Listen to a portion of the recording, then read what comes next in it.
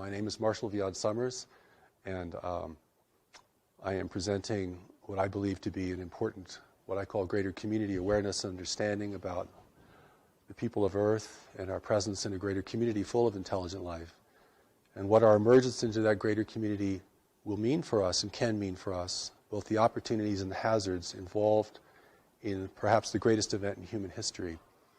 And my background really is more as a minister. I left my work as a special ed teacher for the blind about almost 40 years ago, began to teach interguidance, had a personal revelation in 1982 which confronted me with the voice that had been counseling me both in my interguidance work and as a special educator.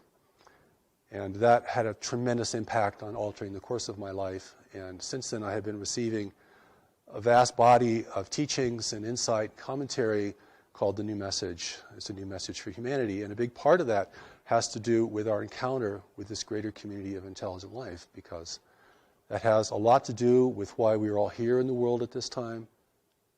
But we as terrestrial dwellers do not yet have the wisdom, or nor the perspective, nor the insight enough yet to be able to comprehend this greater community sufficiently so that we as the native peoples of the world do not make the kind of critical errors that the native peoples in the past have made regarding their first contacts with explorers from beyond.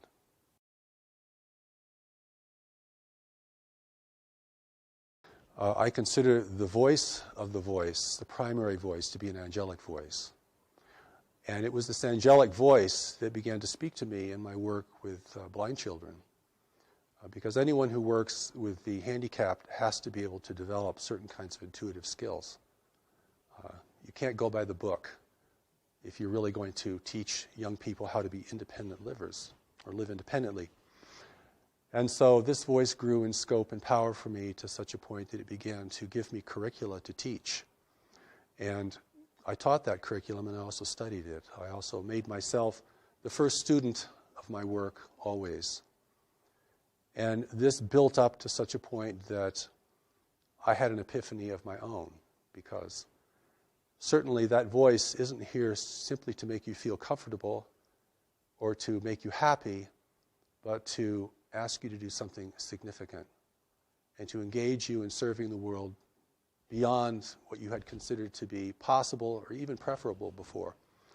So this voice experience has grown into a major aspect of my life and certainly the source of my work. And it was this voice that asked me to receive the Allies of Humanity briefings from a group of observers, off-planet observers, who were witnessing the extraterrestrial intervention in our world and wanted to provide us wisdom about that intervention to equip us and forearm us and forewarn us of what that could mean for us. We have a real disadvantage in encountering this greater community, and so the Allies of Humanity briefings are here to impart greater community knowledge and wisdom to us so that we may have this contact experience from a position of power and authority and responsibility. But the angelic voice is the voice of the new message. It's the voice that has presented all of my writings, all of my recordings, and now is beginning to reach people in other countries and around the world. So it has been quite an inexplicable journey. So whenever anyone asks me about my life and how did you come into this, I'm always bewildered at how I'm going to answer such a thing. And I think you understand this, because anyone who is connected beneath the surface of the mind, what you could call the higher self or the deeper self, begins to live a much more inexplicable life. And I know many of your readers and viewers understand this and experience this, as do the people who are gathered here today. The Allies of Humanity briefings are briefings from an extraterrestrial source. It's an authentic off-planet communication that I was asked to receive. And I should mention that when I was asked to receive this, I was very resistant to it. I just did not want to get involved in this arena called the extraterrestrial presence in the world. But before, in 1996, I was preparing Greater Community Spirituality, which is a very core book to the New Message teachings. And of course, it deals a great deal with the greater community understanding God at the level of the greater community, understanding our association, our individual association with the universe full of intelligent life, what wisdom means there, the things that we do not yet understand in order to function there responsibly and effectively. And it was this voice that asked me to receive an off-planet source called the Allies of Humanity. And I finally relented because after a while, I mean, freedom is no choice in that sense. And that began the briefings, the transmission of the briefings. The first set of briefings happened in 2 stages over the course of 1 year, and the second set of briefings all happened within about just a few days. And the third set of briefings, which has not yet been published, most of it was received in 1 day. And then last February, I received the final chapter to it. And there's a story behind the Allies which is pretty interesting because they're really operating as spies here in service to us because they represent free nations in our region of space. And freedom is rare in the universe, and particularly in our region of space. So we know from our worldly experience that free nations don't get along very well with unfree nations. And there's always a dissonance there and a difficulty. And so the world is now really being intervened by races who are here to take advantage of this world and of our position in this world. And the Allies' briefings warn us about this, that this is premature contact, that humanity is not ready for contact. We do not have the social cohesion, we do not have the worldly wisdom. We're not prepared for this kind of engagement with races who can be far more clever and effective than we are, and who can exert much more control over the mental environment, a reality that we're only just beginning to understand. And so the briefings are really here not only to warn us, but to encourage us. Because what I see in the world today is that individuals and groups of individuals are losing confidence, not only in themselves individually, but in human institutions, human leadership. And of course, we all have good reasons to doubt human leadership. But this erosion of confidence in ourselves and one another sets the stage for the kind of intervention that is occurring in the world today, which is not a military intervention. It's an intervention of persuasion and dissonance, and it's manifesting itself in different ways. And so it's very important for us, particularly for people who have a spiritual grounding, who are focused spiritually, because we can make some very critical mistakes in assuming that whatever happens to us is the right thing to happen to us. You've heard these kind of platitudes. We're right where we just need to be. God gives us whatever we need. We can handle whatever happens. These are the kind of ideas that can really get us in trouble in engaging with the complexity of life, even as it's manifesting in our world today. Well, I'll hold this in contrast to the experience of the angelic presence, which is a tremendous presence. In fact, for me, it was so tremendous that when I really was able to face it completely, it had a kind of devastating effect on my life. It wasn't a sweet and comforting kind of experience. It was more like being blasted by radiation, and it certainly created a shift in me. And so I hold that kind of experience, which is a tremendous experience presence, will fill the entire room. You can't think of anything else. You can't do anything else. I mean, it's overwhelming. And if you have not learned to recognize what it is, you might think it is a terrible thing that's happening to you. You might be terrified of it. So I've had a long runway in preparing to receive this kind of presence and to receive its communication. But the Allies, I did not meet them personally. They've never visited the planet. They've never been on the planet. And they make it very clear that the real allies of humanity are not here and will not come. And we can talk about why that is so from an ethical and practical standpoint. So my experience of the Allies was like hearing a voice on a very long distance call. No personality, no presence, something far, far away. Because they were far away. I mean, even positioned in our solar system discreetly as they were at the beginning, they were still very far away. And so this was a divine connection that is free of mechanical interference or interception. It is something we don't know how to create. I don't know if anyone knows how to create this. And so there could be no interference from the intervention itself and no interception. But for me, it was a very faint experience compared to the experience of the presence. So no dramatic meetings, didn't get on any spaceships, didn't travel around the galaxy. I didn't do anything like that. And yet the emphasis on my receiving this was so strong. And had that emphasis not been there, I'm sure I would have just dismissed it as an errant kind of experience or an annoyance or, no, I don't want to do that. But it proved to be very important, and I recorded it in my voice, and it was transcribed. But when I read the Allies of Humanity briefings, I know this is not coming from me. And I think especially notable in the Allies is the regard it has for humanity.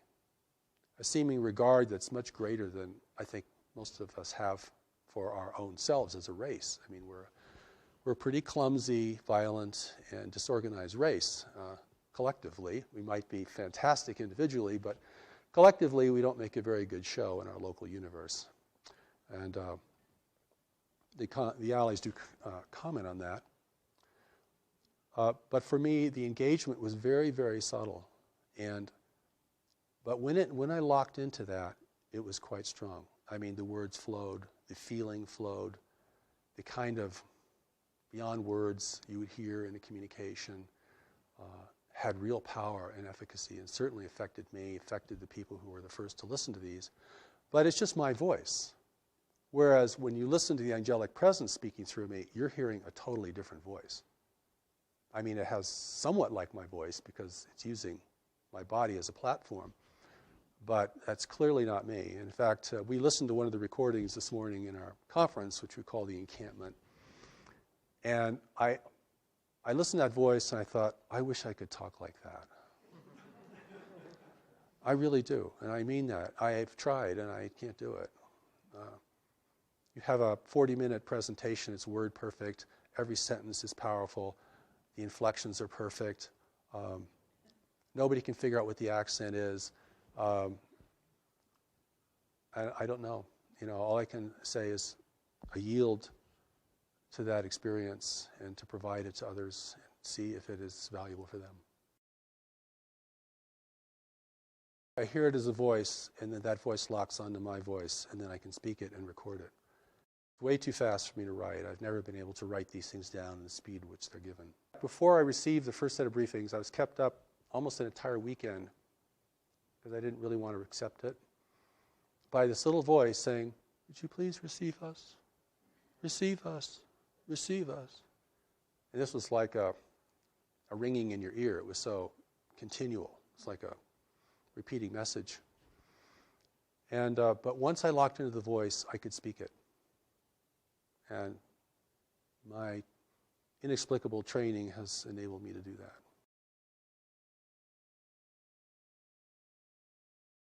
Completely different. The contrast couldn't be greater. No presence, no sense of anyone nearby. You're hearing something very, very distant. No, it's like it's coming through a tube. Like someone speaking through a long tube. And that's one of the ways that I knew that it was something very different, and that's why at the beginning I was resistant, because I just didn't want to deal with voices I don't know. And particularly if they claim to be off-planet and physical and things like that.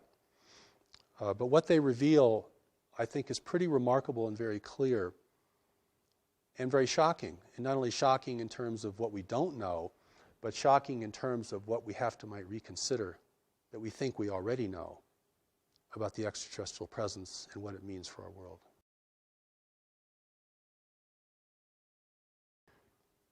First, they want us to know that there are free races actually out in the universe. And that the universe is governed by nature and no one has been able to overcome nature. Now this is very important because we think technology has no end and that it can replace all the constraints of nature.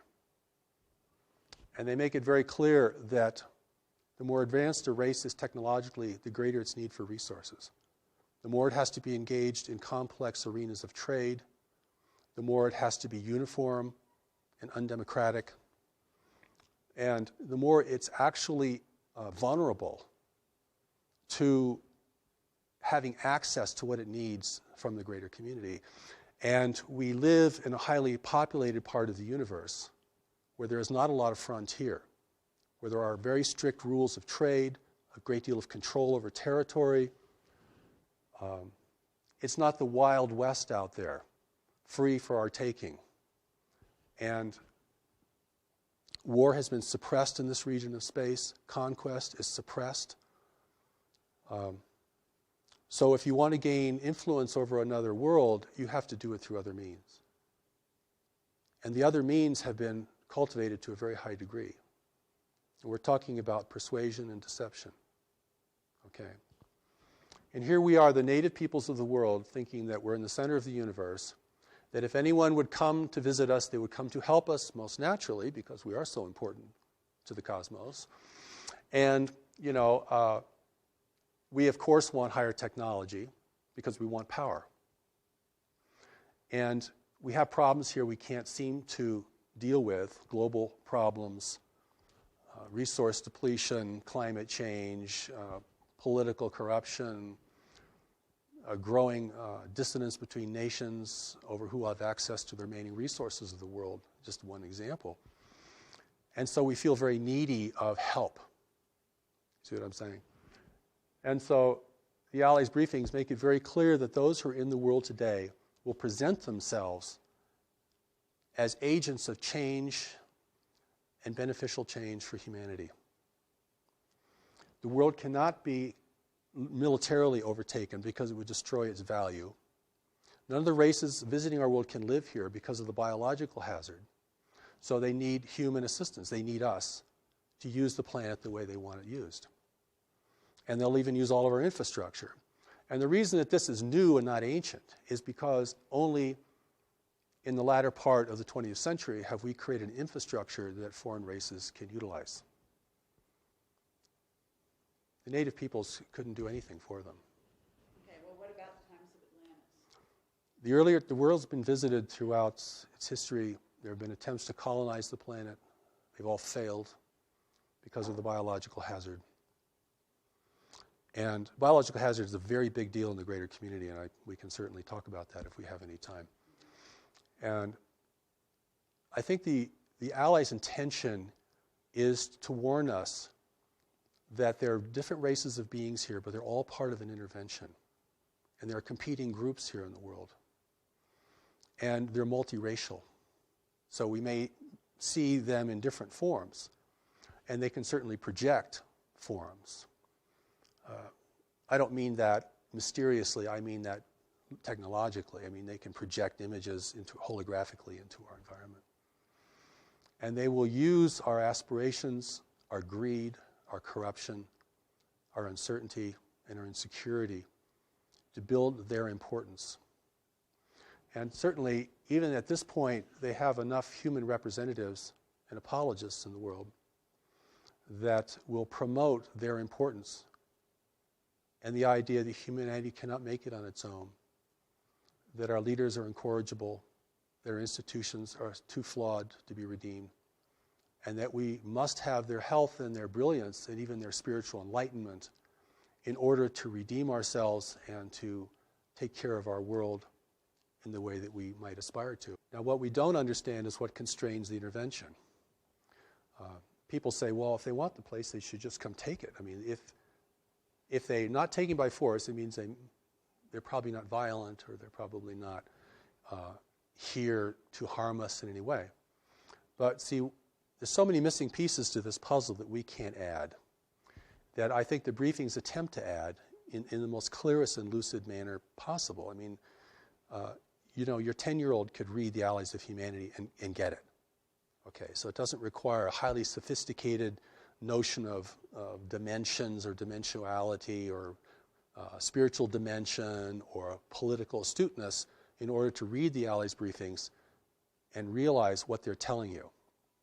Is they're telling you you're facing a subtle invasion that is not here to destroy you, but to utilize you, and will use your strengths and your witnesses and your adaptability to this world, which they do not possess, in order to establish their own agenda here. All they can do that is through genetic manipulation.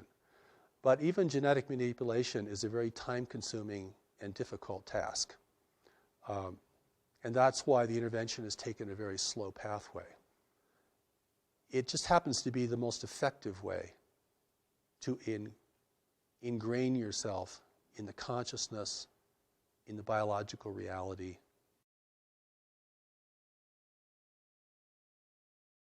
Well, first of all, there are no names given in the Allies' briefings. They do not describe where they're from because they want to protect their free worlds.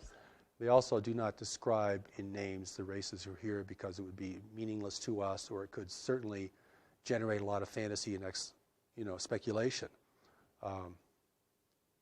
What is important to us is to know that those in our world today are resource explorers, and they are working beneath the rules or around the rules of engagement that are established in our region of space in order to have access to our world.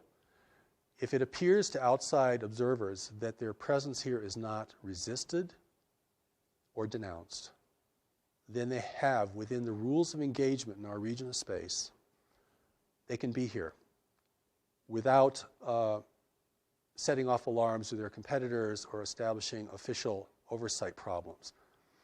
The official oversight is there's no government ruling the universe, but there are governments ruling trade. And trade rules everything for advanced nations that are interdependent with one another. And that is where the control is demonstrated.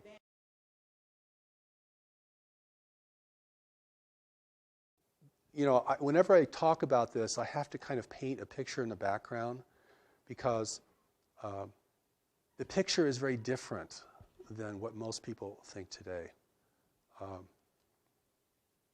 We either think that the off-planet intelligences and races are either very demonic or very angelic. Or we think there are good ones and bad ones. There are good guys out there who are going to help us, and there are bad guys who are not going to help us. The briefings themselves kind of set the record straight that in order to create an unambiguous situation on Earth, those potential groups who were visiting at earlier times are not here because we don't have the ability to discern, we don't have the subtlety or the insight to discern friend from foe. You cannot tell an ally from an adversary unless you're very skilled in the mental environment. Very intuitive, very insightful, literally a seer. Okay, because they're presenting themselves as the saviors of humanity. And in the background, they're taking people and never returning them. In the background, they're building a new human. Not to replace us, but to determine our direction. I'm often also asked, and I never like these questions very much, but I'm often asked, is our president an extraterrestrial or is our leaders? I think the thing to understand here, because I've had an opportunity both through the Allies briefings and through the greater community teachings of the new message, which go way, way beyond the Allies themselves, is that those individuals that are being prepared to be in the world are here to advise the leaders. They're psychic, they're powerful, they're brilliant. You can recognize them if you have the eyes to see, but most people will not recognize them. They're not in positions of leadership, they're unaccountable to the public, you will rarely see them on camera. This is how an intelligent race gains ability and influence and control without the people knowing it.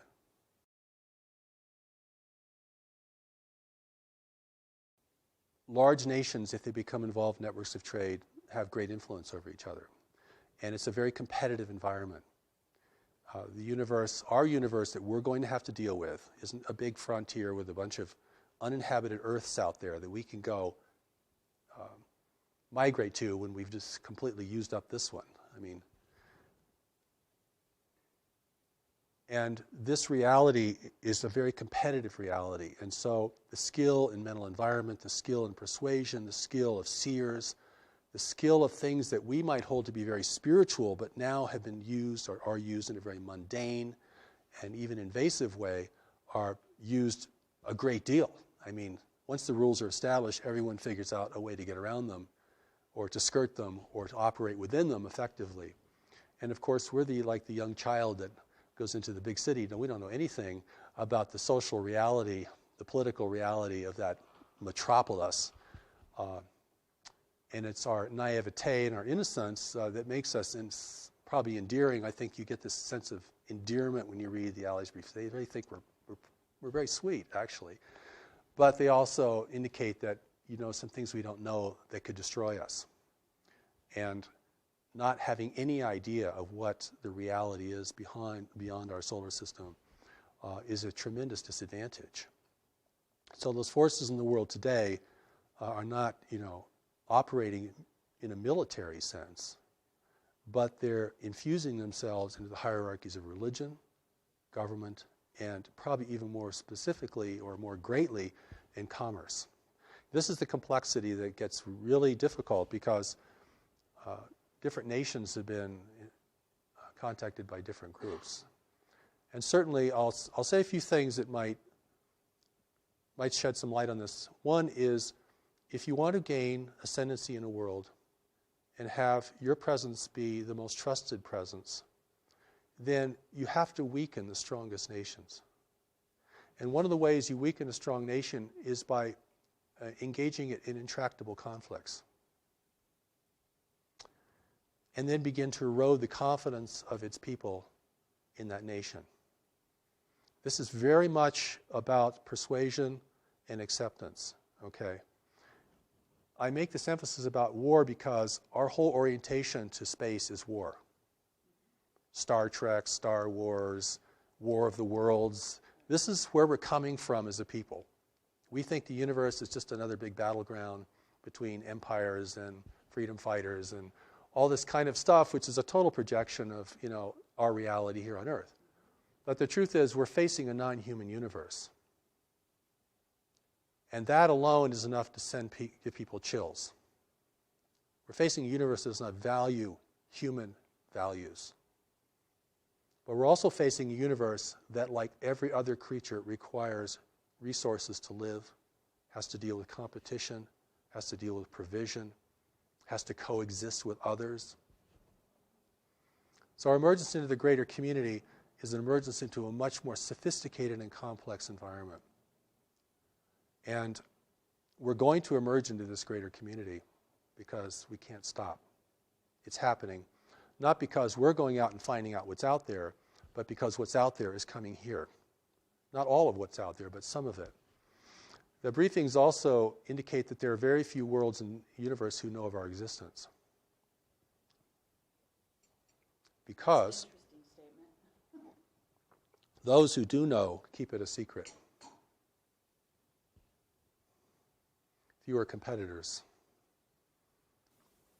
It's in this is the Alley's briefings talk about this, as well as the New Message Greater Community teachings, is that we're following a very normal path of self-destruction, that most races that become technologically endowed begin to outstrip their world's resources and are usually engaged in the greater community not because of their explorations, but because the greater community arrives, offering gifts with its secret plans.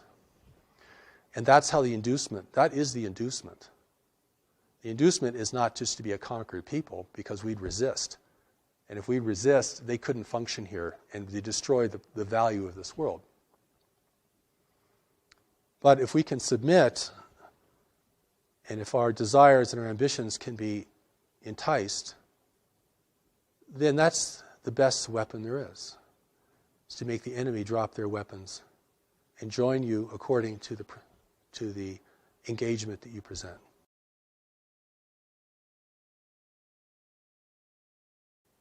We're, even today, even in the world even without an extraterrestrial presence here, we're starting to learn about the power of influence. This is not, in most places in the world, this is not gunboat diplomacy anymore. This is about dependence.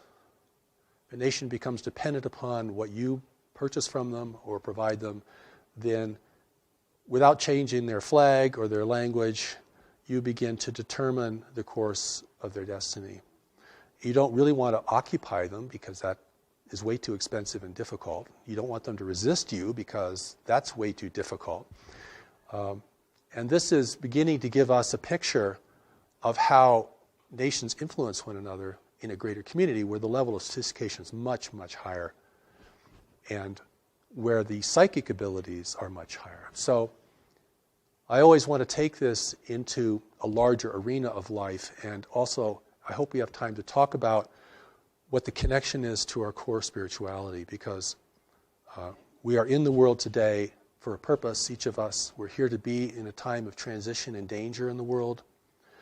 You know, the greater community, certainly many people feel connected to it anyway for reasons that they probably can't explain very well.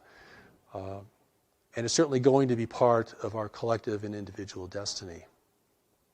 The fact that it's still, barred from the social discourse doesn't diminish the fact that it's centrally important to our future and to what kind of world we're going to have. But it's very muddy water. And even the truth has been so sullied. I gave a presentation in Denver about 10 years ago to a group there, and a young man came out and he said to me afterwards, he said, there hasn't been anything clean about the extraterrestrial presence for 25 years. And so, we have to look now at what our relationship with this greater community is, our relationship with this intervention. I mean, not the whole universe is intervening here. I mean, we're just part of a larger environment, and we've come of age. We've reached puberty technologically, okay? We're now subject to greater interests, and we're also destroying the planet, the wealth of the planet, the wealth that others would value. It's biological wealth. When I say resources, I'm not talking about, coal seams. I'm not talking about the kinds of things that we think are really important. I'm talking about biological elements in a universe of barren worlds. I'm talking about blood, talking about plasma, talking about cellulose. I'm talking about the building blocks of life. This is precious stuff. The recent Allies briefings say, you have no idea how important a tree is. So it's really important for us to begin to get a more greater community perspective, if that's possible, than simply projecting all of our values out onto space, which will never really inform us of what we're dealing with. And that's what I think the Allies briefings, the greater community teachings of the new message, give us an opportunity to step out of this and to see the universe in a more prosaic manner, not a multi-dimensional, not in a way that, is extremely subtle, but in a way that's manifest, because we have to deal with the manifest reality before we can deal with the subtle reality. If we're running out of money, or if we've got a tumor in our side, right, or if we've just lost our house, that's a lot more important than our meditation practice for that day. And so it's the manifest reality we have to begin to get a handle on.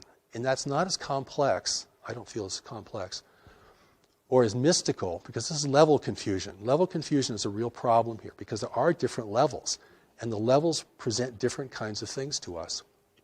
But if we miss the fundamental level, that we're the native peoples of the world, encountering resource explorers that we know nothing about, whose intentions are never revealed, whose activities are surreptitious, whose impact upon people is generally destructive and manipulative, then we have to deal with it at that level primarily if we're going to be a free race in the future. And if we can't deal with it at that level, if we get lost in the dimensionality of this whole phenomenon, which is big, we're going to sell the world away or give it away. And we're going to do that. It won't be taken from us. That's the difference. You see, this is where human responsibility or ability to respond becomes critical. In the New Message teachings, one of the important things about greater community spirituality of the universe, is this reality of knowledge. Because, and I'm going to use this word in a different way. I'm not talking about information or book learning or what we learned in high school or the university. I'm going to talk about knowledge as a deeper mind. We can call it higher self, Christ self, Buddha self, whatever. This mind operates beneath the surface of our worldly mind, our intellect, which is pretty much totally conditioned. I mean, you're never going to totally recondition your personal mind. I mean, it is thinking how culture thinks. It is thinking according to our biological and social realities. It can think better, and it can be valuable, but it is very, very ingrained. Excuse me. And I want to take knowledge out of the religious realm, if I can, or the high spiritual realm, because there's so many things associated with it, and bring it down into a kind of a consciousness baseline. This is the well of what you know and can know, and your ability to know. This is the part of you that's still connected to God. It's not the part of you that's living a soul journeying through manifest reality. This is the part of you that didn't leave, that isn't journeying through manifest reality, or it's going with you, but it's not on that journey. This is the only part of us that cannot be manipulated by any worldly, extraterrestrial, interdimensional, anything. And this is important because this is the source of our strength and our integrity and our ability to see. If that does not become the emphasis of an evolving humanity, then we will be seduced en masse. And we'll be seduced in a way we never thought we'd be seduced. And how we'll be seduced is being offered what we want, which is the most deceptive form of seduction there is. Beauty, wealth, and power is part of that, certainly. And we're very primed for it. I mean, as the world becomes more disorderly, as resource depletion continues, as nations become more fractious with one another, and we're entirely able to make our own war, by the way. We don't need any help from beyond to do that. We're very good at that. We've been doing that for a long time, and nobody has to teach us anything about that. But the wars that we become engaged with, particularly in larger powers, do have a purpose for the intervention. If the only nations that could really rally the world are weakened sufficiently through intractable conflicts, and if the two or three strongest nations of the world are repitched in opposition to each other, or that's fortified, there will never be a consensus here. And that doesn't take as much intervention as you might think. Because everything that happens that we do is a result of our decision making. And what influences our decision making is what informs our decisions. And this is where the power of knowledge becomes centrally important. And this is where our spirituality isn't just a wondrous place to be, or a place to escape into, or a coping mechanism for dealing with a harsh and incomprehensible world, but becomes the traction for really being powerful here. And insightful, and beyond persuasion. And this is the part of us, amongst other things we have to develop, that's very core to our success, in my view. The Allies briefings talk about this. The power of knowledge is the greatest power in the universe, and the intervention's not using it, or they wouldn't be here. At that level, you can see this clearly. This is not a mystery. I've gone to conferences that said, this is not a mystery. And everyone's like, what? Because keeping it a mystery is part of the deception. We're going to keep this so inexplicable, and we'll never get it, and it's magnificent. It keeps the adventure going. Like, this is an adventure in consciousness, to study these things. That's one line of thought. So when I've gone to speak to groups of people and presented the Allies briefings in as gentle and compassionate way I can, I mean, the resistance is tremendous, because it's like I'm taking people's parade away from them. I'm taking their lollipop away from them. I'm depriving them of this really exciting thing that's going on and turning it into just another damn thing we have to deal with in life.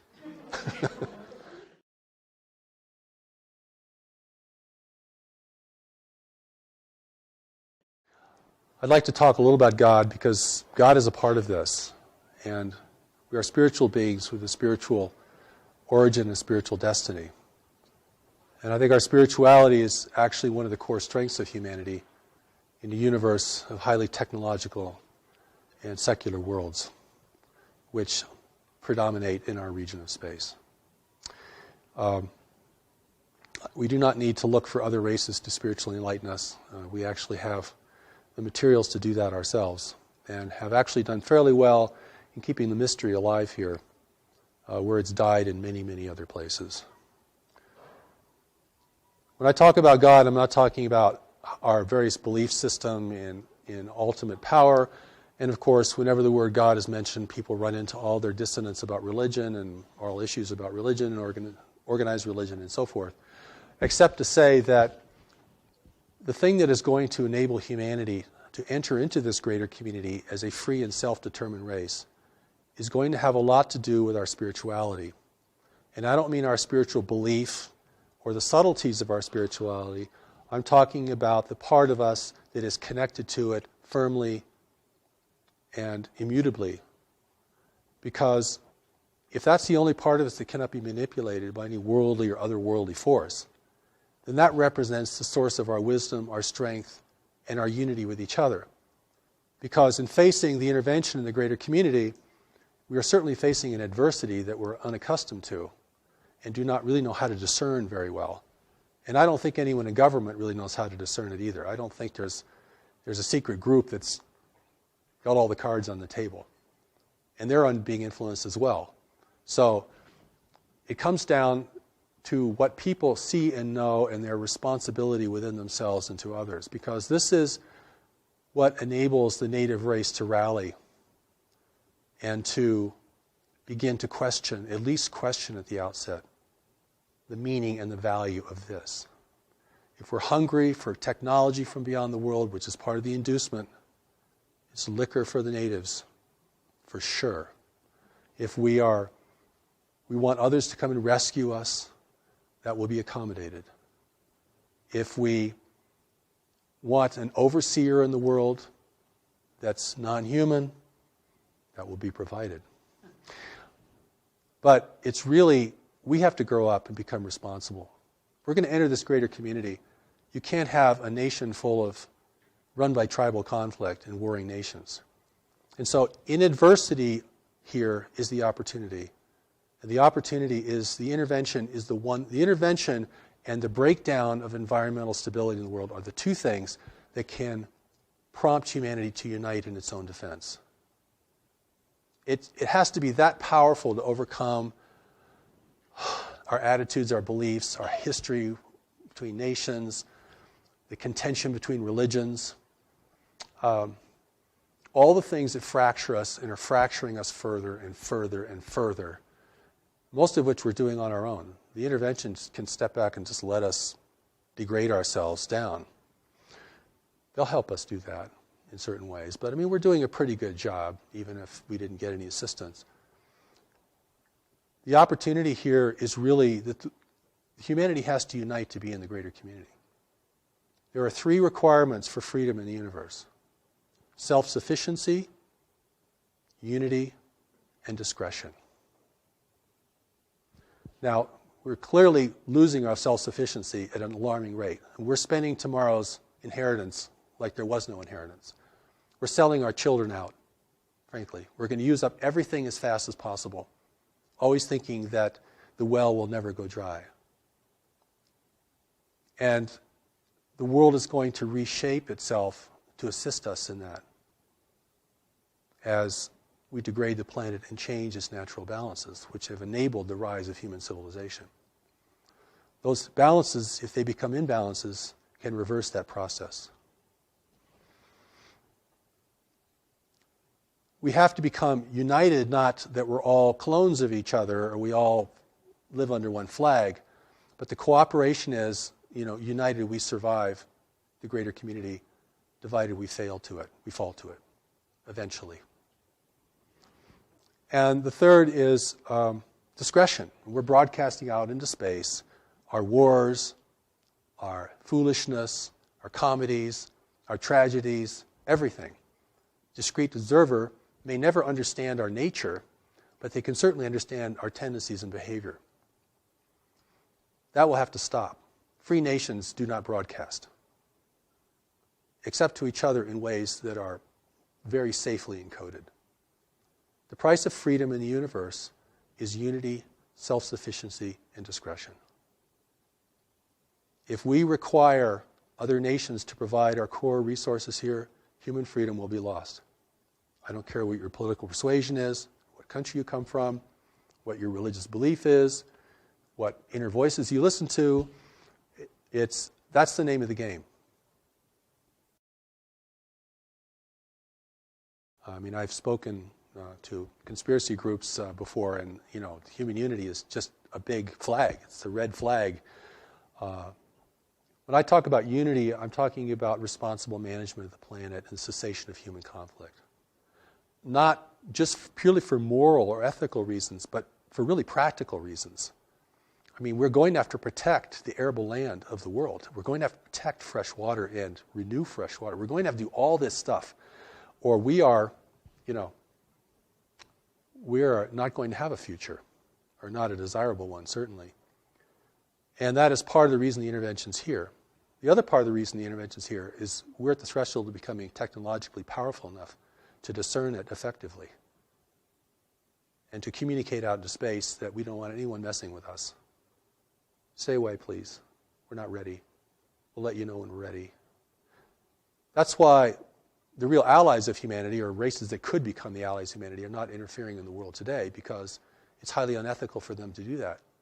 Even if they wanted to help us grow and become peaceful and peace-loving, they would have to control us to do that.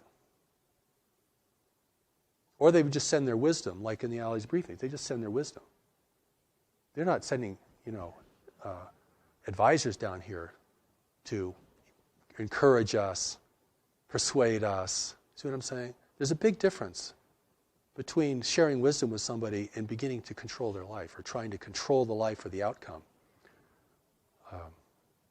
I don't consider the intervention to be evil. I think it's just self-interest in the universe. And we have things they need, and they really need them. So there's a lot of myths here that have to be blown up about self-sufficiency and free energy, which is a total myth, by the way, in my view. I mean, there's no free lunch in the universe. And even if you could harness free energy, like harnessing the power of the sun, you're going to have to create some pretty powerful technology to do it on a big scale. So you still need resources. Right. So even if the energy is free, in order to capture it and use it, you still need huge infrastructure, lots of resources, all these kinds of things. So it's not really free. See what I mean? It's not really free. But I want to go back to God, because whether people believe in God, it's important that they know that there's a part of them that cannot be corrupted. It has never been corrupted. And that there's a way that that part of them can speak to them and advise them. And this is, you can call it your ground of being, your gut feeling, whatever you might call it within a religious or a general vernacular. There's a part of us that has to advise us. Or you could say to the intervention, can't you just see this for what it is?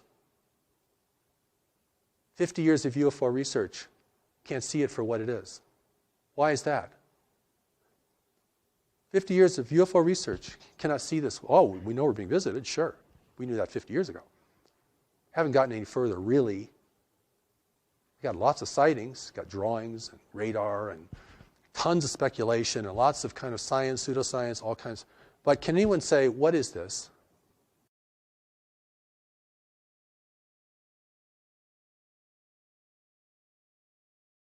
In the way that my understanding has evolved and what's been presented to me over these many years is that don't usually use the word soul very much.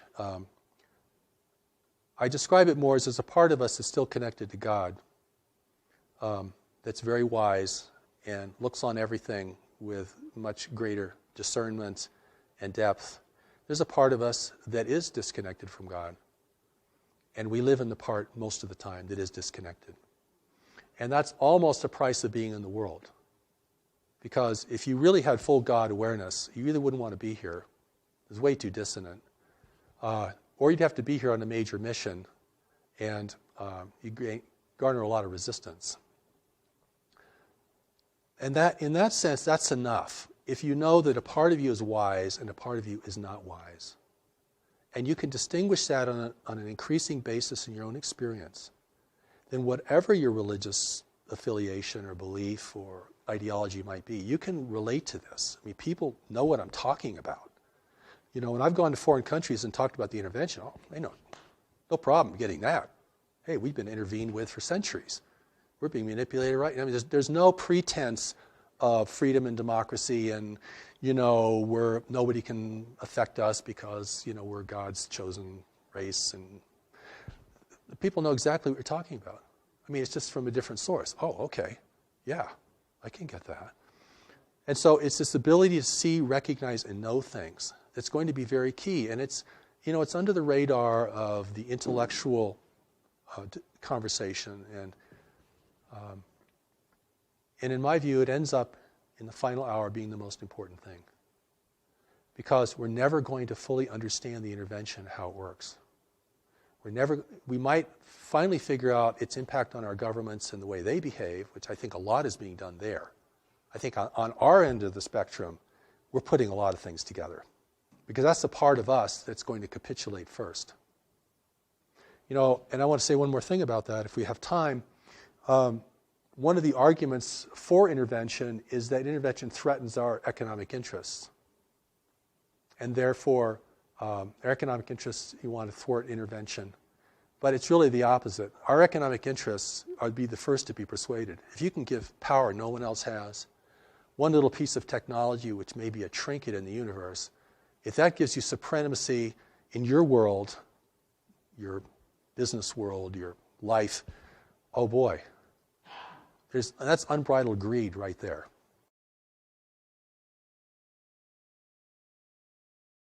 Well, I don't think it's a done deal because there are elements in our government. This is what the Allies talk about. They don't really talk about our government because they don't really know much about our government, except that we transmit everything. Even the government transmissions can be, somebody could sit out there and read just our entire script, you know what I'm saying? There are factions within our government that are aware of the intervention, support it, and there are factions that resist it. So this becomes very complex. I mean, when we talk about they've all been bought off, no. Has the government's all been bought off? No. The situation is much more fluid than that. Okay. Or it is a done deal. And we're just, underlings that are just going to complain and revolt and, make a lot of noise and nothing's going to happen. The situation, the outcome has not been determined. And this is very important. Otherwise, you're really going to disempower people. And it's a very complex situation because we're talking about influence permeating lots of parts of our life and in ways that we are beginning to understand. The other part of this equation is the intervention itself. What guides it, what restrains it, what it can and cannot do, how it has to behave here because it's being watched by other nations. And so if it appears, like I said before, if it appears that we are at least tolerating its presence, if it appears that we're accepting and benefiting its presence, then it looks like we are granting them permission to do whatever they want to do here. I mean, if there's appearance of resistance here, opposition and resistance, that's powerful. Even if it comes from, the public. See what I'm saying? We don't know who's a white hat and who isn't a white hat in the government. And certain people certainly are, we can suspect in other ways, but it's what are we going to do? What are you going to do? In your position, you have influence and can present many things to many people. What can I do? What can the people in this room do? What can anybody do? I mean, the first thing I think we have to do is begin to recognize this reality is occurring and that we have a responsibility to deal with it. If we think it's all going to be our government that's going to negotiate the outcome, we've already seceded our personal responsibility, regardless of the makeup of the government. I mean, the government may be more diluted than we are and much more influenced. And so, and this is a real power to the people kind of message, you see. And I mean, even if you broadcast on shortwave out in the universe, we don't want intervention. We don't welcome intervention. Anything, any demonstration of resistance. I've been invited to speak at conferences, and I'll go to these conferences. I'm the only person who questions the extraterrestrial motivation. Everyone else is completely sold on it. It's groovy, at least some of them are good. And we're going to get into this because this is really exciting, and boy, we're going to get so much good stuff from these people. But we know as human beings that if you want something from someone, you can never discern them. You want something from the intervention? You've already given your power away. You're going to be blind because of what you want, or what you think you need, or what you think only they can give you. And what can they give us? They're not going to give us real technology. We turn into weaponry and probably, destroy the infrastructure of the world. They're not going to give us spiritual wisdom, or we wouldn't want intervention. They're not going to give us, high integrity, because if we had high integrity, we'd realize we're being messed with and we want everyone out of here. You all go home, please. We're not ready for you. We'll let you know when we're ready. When we establish our own rules of engagement in this planet and our own ethics of contact, then we will see who amongst you we want to communicate with. That's from a position of power and authority. Listen, the Japanese kept the Europeans out for 200 years. And how they did it was they burned every ship that entered their region. Not very nice. But the message got pretty clear. And after a while, the ships stopped coming, right? So, if the Native Americans had done that in the United States, we might have a different nation today. White people would be the minority.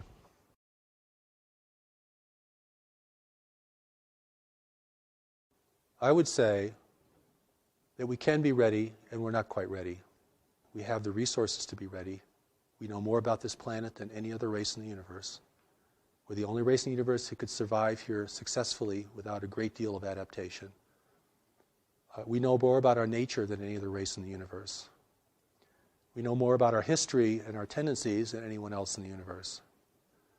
And that if other nations want to help us, they should share us their wisdom about what life is really like and the pitfalls and dangers of functioning in a greater community.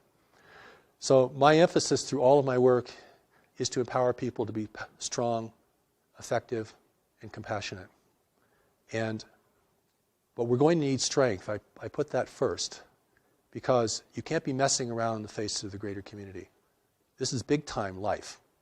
And we're still in a very adolescent phase collectively as a race. I mean, we're still very indulgent and foolish, and we're not responsible to the future. We're not saving resources for the third generation out. I mean, we're using up everything. So I think the change in that is a change, not just a change of understanding, but a change of heart.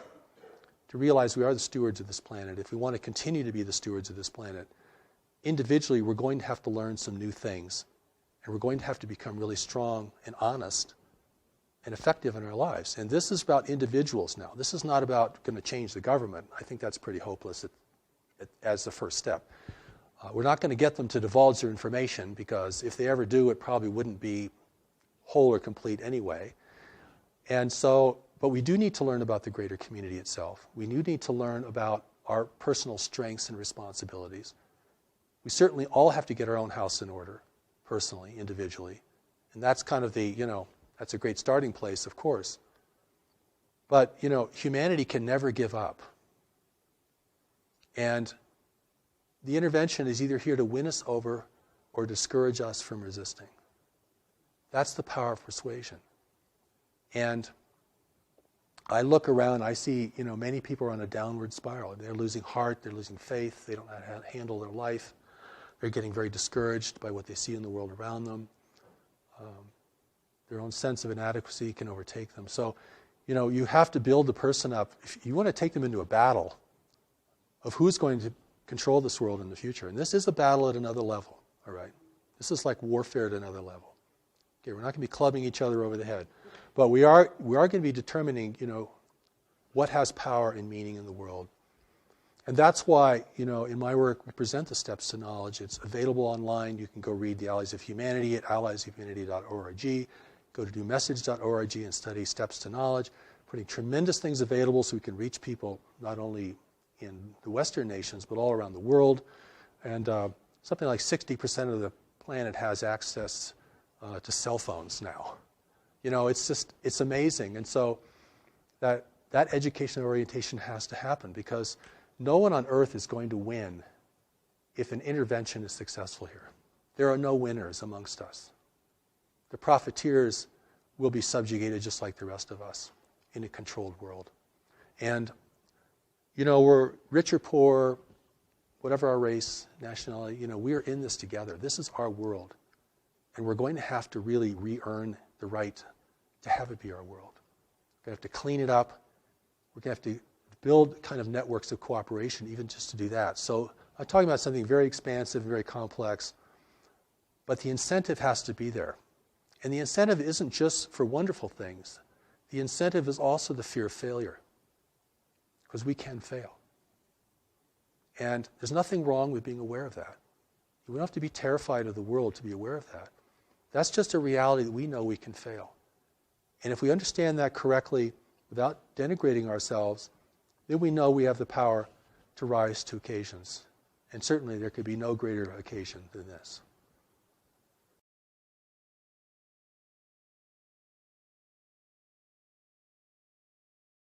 The Allies of Humanity briefings are at alliesofhumanity.org. We're a nonprofit organization. And the first Allies set of briefings is up there for everyone to read. It's also available in ebook now. And the second Allies briefing is in print. The third Allies briefing we hope to publish next year. One of the seminal works on the greater community for us is called Life in the Universe, which we plan to publish next year through New Knowledge Library. And we'll send out announcements and so forth. Our main website is newmessage.org, and there you can receive much of the New Message teaching is available online, both in audio, the original voice of Revelation, what people can hear. That's the voice that spoke to me, that was recorded, and you can hear that. As well as, we made a tremendous amount of things available to people, as well as elements for study and application, greater community education, all these kinds of things. We really want people to have access to this, and we welcome your participation. There is the Declaration of Human Sovereignty, which is a document modeled after the Declaration of Independence. It's kind of a statement indicating to the universe our will as the people of Earth, our rights. We establish our rights. We establish the fact that we are being interfered with, and we do not hold that to be appropriate, and the kind of engagement we would like to have with other nations who are interested in us.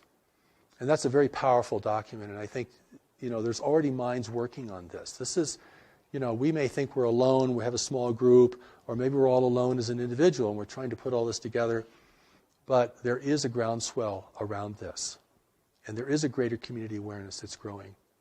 And that awareness really has to be wise and efficacious, and that's why I invite people to explore these materials.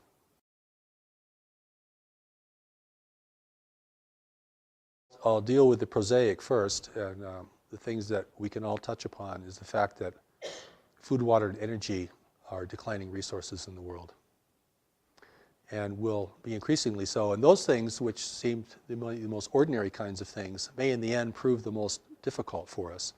Certainly, earthquake activity is increasing. Volcanic activity seems to be increasing, from my understanding.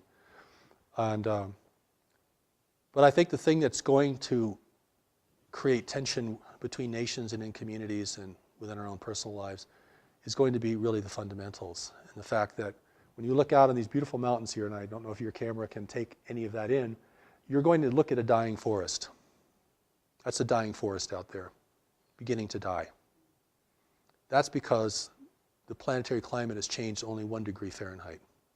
That is enough to unleash forces that I'm not sure anyone could foresee. Maybe people did foresee that in the western United States alone, we've lost 40 million acres of trees from a very slight variation in our climate alone. That and the availability of water, clean water, the growing aridity of the world, particularly in highly populated areas such as Africa, the Sahel, the Middle East, Southeast Asia is having a critical water problem. These are earth changes that these are big things. This is a 4-alarm fire, actually. The other background things of increasing volcanic or seismic activity is going to have its impact as well. And I know there are other people who feel there are celestial forces that are increasing the frequency or the pitch of this, and I do not want to comment on that. I don't feel I really know enough about that to comment on that respectfully. But clearly, the pitch of the world, the intensity of things is escalating. And even if you come to a beautiful place like in the Rocky Mountains here, you can feel that escalation. I mean, young people are committing suicide and capitulating into drugs like never before. I mean, this isn't just uplifting people. This is also wearing us down. The pitch, the intensity, not just of more activity, but the actual intensity of the mental environment. And it's really something. And to keep your head in all this, you have to become very strong, very grounded in knowledge, and very appreciative of the greater powers who are here to assist us beyond the visual range. And I think that, we have to accept that we're entering into a new world. We crossed some invisible boundary that said, oh, now we're in a new world. And this isn't going to be like the world of our parents or our grandparents. I mean, we're entering a world of environmental shift. And we've dealt with that, on a national or tribal level in big ways through history, but not on a global level. And that is going to change the landscape so dramatically. It could change our whole idea of religion, could change certainly our governments and their functionality. It will be a great incentive to war, even without foreign persuasion, as a growing number of people attempt to drink from a slowly shrinking well. And the only way that you can prevent chaos and decline is by a growing sense of unity and compassion and the awareness that we're in this lifeboat together, this lifeboat called Earth.